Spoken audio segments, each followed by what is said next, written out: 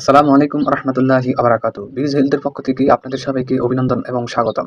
আজকের আলোচনার বিষয়, হাত পায়ে যাদের বেশি জ্বালাপোড়া করে তারা আমাদের এই ভিডিওটি দেখলে আশা করি উপকৃত হবেন।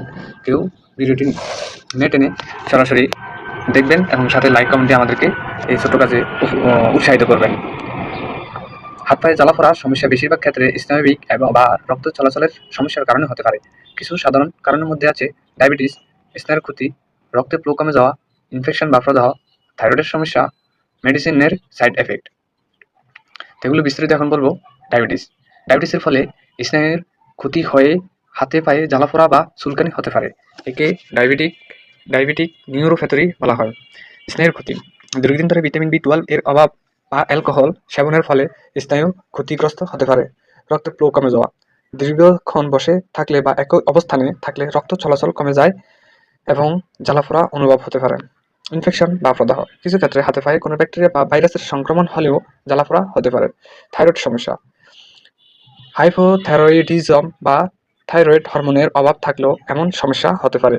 মেডিসিনের সাইড এফেক্ট, কিছু ওষুধের পার্শ্ব প্রতিক্রিয়া ও এই ধরনের জ্বালাপোড়া হতে পারে। এখন আপনাদের সাথে আলোচনা করব কিভাবে এই জ্বালাপোড়াকে আমরাকে সঠিকভাবে খাদ্যাভ্যাসের মাধ্যমে নিয়ন্ত্রণ করতে পারি। তো প্রথমত আমি বলবো, কিছু খাবার রয়েছে এই ধরনের সমস্যা উপশমে সহায়ক হতে পারে। ১ নম্বরে ভিটামিন বি সমৃদ্ধ খাবার।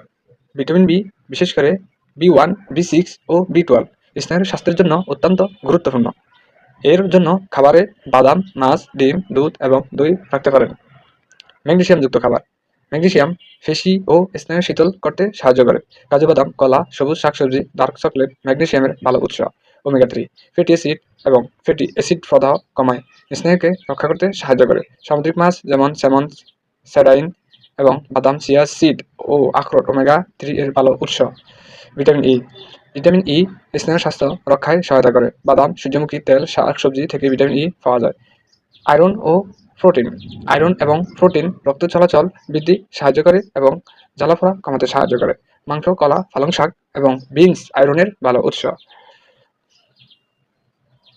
এছাড়া পর্যাপ্ত পানি পান, নিয়মিত ব্যায়াম, সঠিক ঘুম সমস্যা